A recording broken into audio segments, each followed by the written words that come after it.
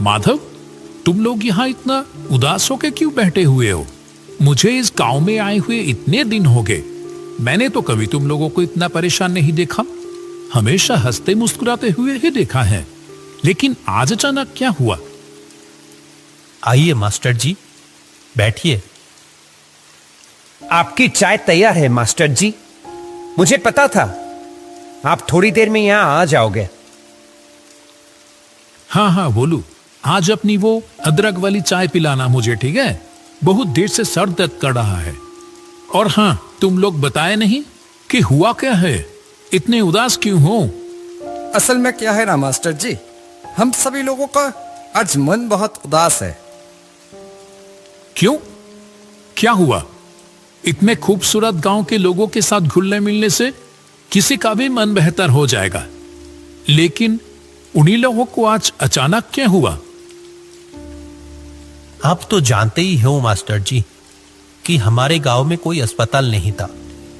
कोई भी बीमार होता था तो उसको 2 गांव पार 10 मील दूर जाना पड़ता था। अस्पताल पहुंचने से पहले ही तो कितनों की मौत हो गई। इसीलिए हम सभी मिलके अपने पैसे बचा के इस गांव में एक अस्पताल बनवाया। लेकिन लेकिन क्या? हमारी सारी बचत खत्म हो गई। अस्पताल तो तैयार है, पर बिस्तर तो खरीदना बाकी रह गए। हमारे पास तो और पैसे नहीं बचे। अब क्या होगा? ओह, ऐसी बात है। मेरे पास कुछ पैसे तो थे, पर वो तो मेरी बेटी की शादी में खर्च हो गए हैं। लेकिन हाँ, इच्छापुर गांव में मेरी पुश्तैनी जमीन है एक। अगर उसे बेच दिया तो जो पैसा आएगा, उम्मीद है उससे अस्पताल का बेड हो जाएगा। क्या कहते हो? ये आप क्या कह रहे हैं मास्टर जी? आप अपनी पुश्तैनी जमीन बेच देंगे? मेरे तो बस ये 1 साल की नौकरी बची है। मैंने तो मन बना लिया, जो प्यार यहां मिल रहा है, मैं तो बाकी की जिंदगी यही गुजारूंगा तुम लोगों के साथ। क्यों, नहीं रखोगे क्या? वैसे भी ये तो बड़ा ही पुण्य का काम है। भगवान ऐसे अवसर बार बार नहीं देते। रामलाल, माधव और भोलू की आंखों में जैसे आंसू आ गया हो। तीनों ने हाथ जोड़कर कैलाश मास्टर का शुक्रिया अदा किया। अरे अरे, ये क्या कर रहे हो? अच्छा सुनो, हम लोग कल ही निकल जाएंगे। काफी समय से कुछ लोग मुझसे वो जमीन खरीदना चाहते थे। देखते हैं, अगर इस बार बात हुई तो उनको ही बेच देंगे। अगले दिन सुबह कैलाश, रामलाल और माधव इच्छापुर गांव की ओर चल पड़े।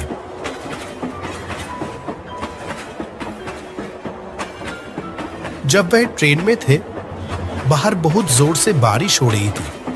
आसमान काले बादलों से ढका हुआ था और हवा भी बहुत तेज चल रही थी। ये बारिश तो रुकने की नाम ही नहीं ले रही है। मैं भी तो वही सोच रहा हूं, इतनी बारिश में जाएंगे कैसे? वहां एक नदी भी तो पार करनी होगी। आपका गांव क्या स्टेशन से बहुत दूर है? स्टेशन में उतर के पहले हम लोगों को नदी के किनारे पहुंचना होगा, फिर वहां से नाव लेके नदी पार करके जाना होगा मेरा गांव। ऐसे ही बात करते करते समय बीतता चला गया। आखिरकार जब तीनों स्टेशन पर पहुंचे, वो शाम हो चुकी थी। सुनसान स्टेशन पर बस वो तीनों आके ही उतरे। अभी तो बारिश थोड़ी रुकी है, चलो देखते हैं जल्दी से नाव घाट पर पहुंच पाते ही या नहीं। वो तीनों स्टेशन से बाहर आ गए। आसपास कोई भी नजर नहीं आ रहा था। बारिश के कारण रात का अंधेरा अन्य दिनों के मुकाबले कुछ ज्यादा ही था। घने काले अंधेरे ने चारों ओर जैसे एक जादुई माहौल बना दिया था। वह स्टेशन के पास एक बरगद के पेड़ के नीचे आके रुके। यही पर रिक्शा मिलता था। आज तो एक भी रिक्शा नहीं दिखाई दे रहा। इतनी बारिश की मौसम में क्या ही मिलेगा? किसी ने तो उम्मीद भी नहीं की होगी कि इतनी बरसात की रात में भी कोई आखिरी ट्रेन से यहां आ भी सकता है। अब क्या किया जाए? चलो पैदल ही चलते हैं। मुझे तो कोई और रास्ता दिखाई ही नहीं दे रहा। मौसम भी तो कुछ ठीक नहीं लग रहा है। अगर फिर से बारिश आ गई तो? वो तीनों अंधेरे में ही आगे बढ़ने लगे। कुछ देर चलने के बाद दूर से एक वैन आने की आवाज आई। लगता है कोई वैन रिक्शा आ रहा है इधर ही। रुको रुको। कुछ ही देर में दूर से कच्चे रास्तों में एक वैन आती हुई दिखाई दी। कैलाश ने उस चालक को देखते ही पहचान गया। कहा, अरे रतन भैया, आपसे मिले हुए कितने महीने हो गए। वो आदमी कैलाश को थोड़ी देर देखा, फिर कहा, अरे कैलाश, कैसे हो? अपने घर जा रहे हो क्या? जी रतन भैया, मैं तो ठीक हूं। ये दोनों हैं रामलाल और माधव। मैं जिस गांव में अभी मास्टर हूं, ये दोनों उस गांव से ही है। हम सब तो अभी मेरे घर जा रहे थे। रतन भैया, आप हमें नदी के किनारे ले चलोगे क्या? तो आज रात की आखिरी नाव मिल जाती। रतन ने कहा, इस बरसात की रात में नाव मिलेगी? अच्छा चलो देखते हैं, बैठो। चलो रामलाल, चलो उठो। ये आखिरी मौका है। अगर ये निकल गया तो सारी रात यहीं रुक के बारिश में भीगना पड़ेगा। चलो चलो। सभी लोग वैन पे जाके बैठ गए। अंधेरे में ही वैन आगे बढ़ने लगी।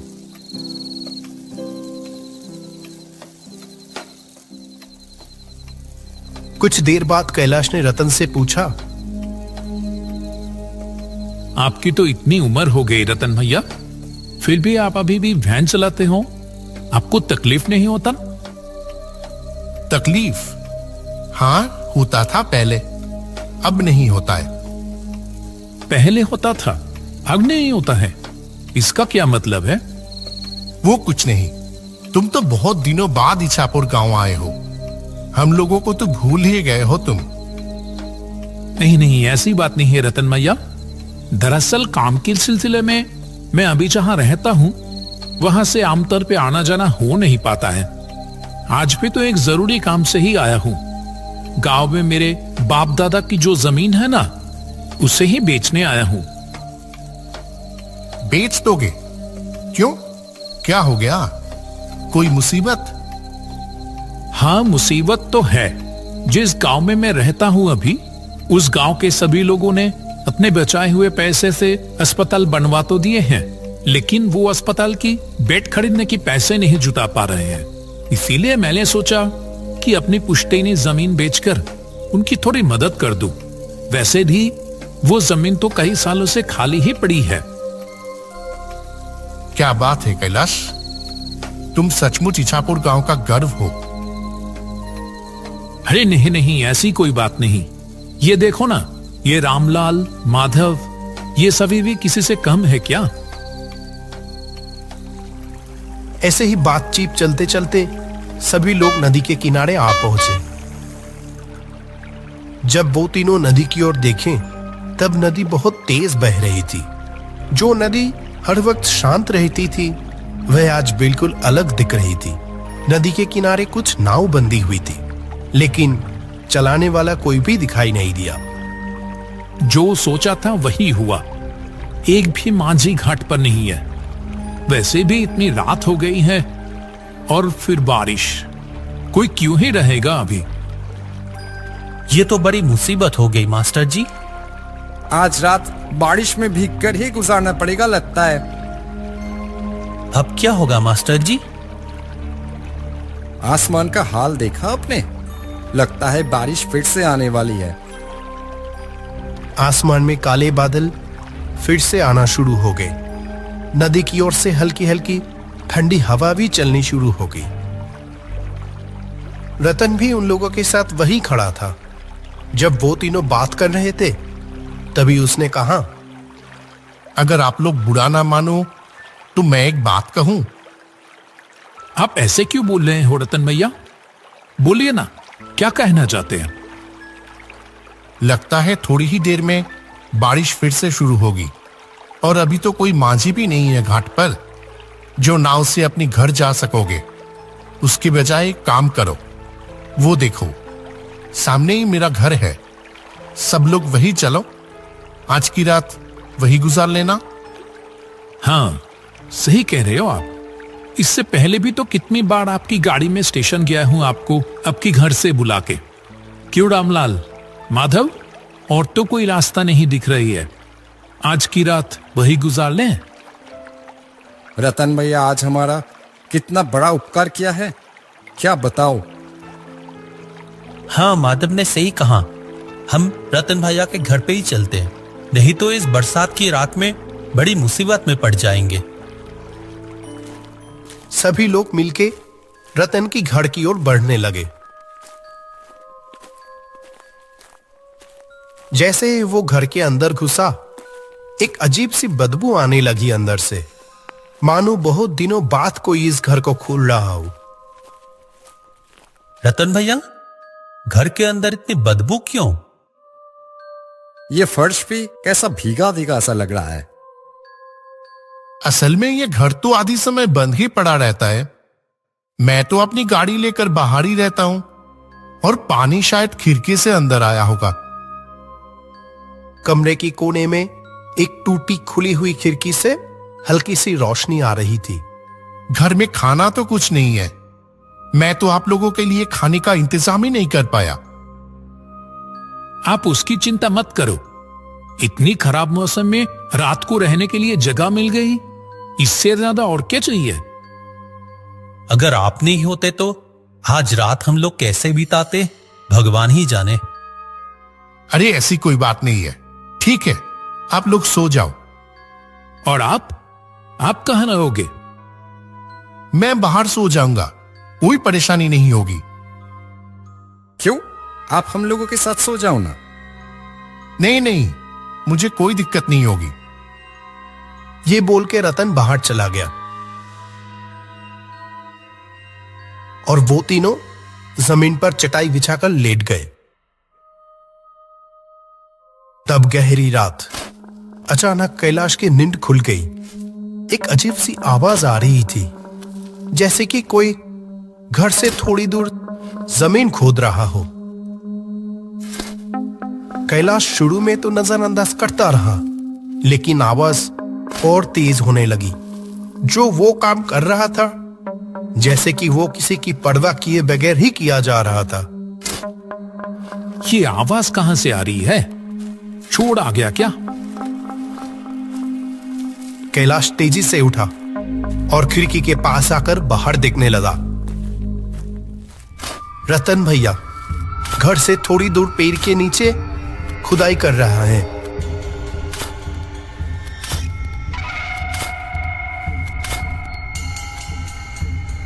माधव, रामलाल, उठो, जल्दी उठो, मुझे यहां कुछ ठीक नहीं लग रहा है। रामलाल और माधव दोनों नींद से जाग गए। कैलाश ने दोनों को खिड़की के पास बुलाया। अरे, रतन भैया कहां गया? अभी तो यहीं पर थे।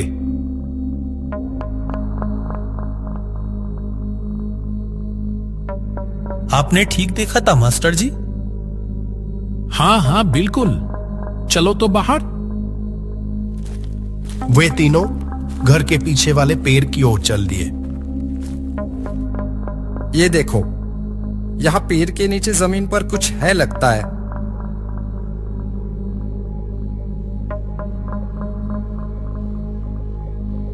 मैंने रतन भैया को यही देखा था। लगता है मानो जैसे कि वो चाह रहे थे कि मैं नींद से उठकर ये देखूं। देख तो रामलाल, क्या है वहां?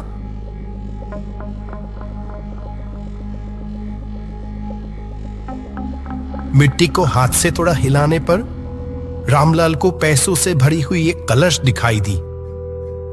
अरे, इसके अंदर तो बहुत सारे पैसे हैं। सच में? लेकिन ये है किसके? रतन भैया भी कहां चले गए? ठीक है, वो दूसरों की पैसे है, उसकी हमें जरूरत नहीं। वो जैसे था उसको वैसे ही रख दो अच्छे से, और चले आओ वहां से। ठीक उसी वक्त वो पेड़ जैसे हिल उठे।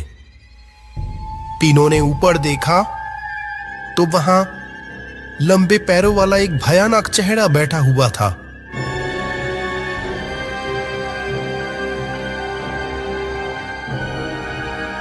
डरो मत कैलाश, मैं रतन हूं। मैं यही देखना चाहता था कि क्या तुम समय के साथ लालची तो नहीं हो गए हो। तुम सच में गांव का गढ़ हो कैलाश। तुम चाहते तो ये पैसे आसानी से ले सकते थे, और मैं अकेला बूढ़ा आदमी तुम तीनों के सामने तो टिक भी नहीं पाता। जहां तुम्हें पैसों की इतनी जरूरत है और यहां इतने सारे पैसे हैं। लेकिन आप, मैं 1 साल पहले ही मर चुका हूं। एक दिन मैं अपनी वैन लेके लाइन के उस पर जा रहा था। ऐसे में एक ट्रेन आके, छोड़ो उस बात को, मैं मर तो चुका हूं, लेकिन मेरे बचाए हुए पैसों की वजह से मुझे मुक्ति नहीं मिल रही थी। मैं किसी सच्चे इंसान की तलाश में था। आज मुझे वो मिल गया। आप लोगों से बात करके ही मैं समझ गया था कि आप लोग सच्चे इंसान हैं। मैं थोड़ा जांच लिया बस।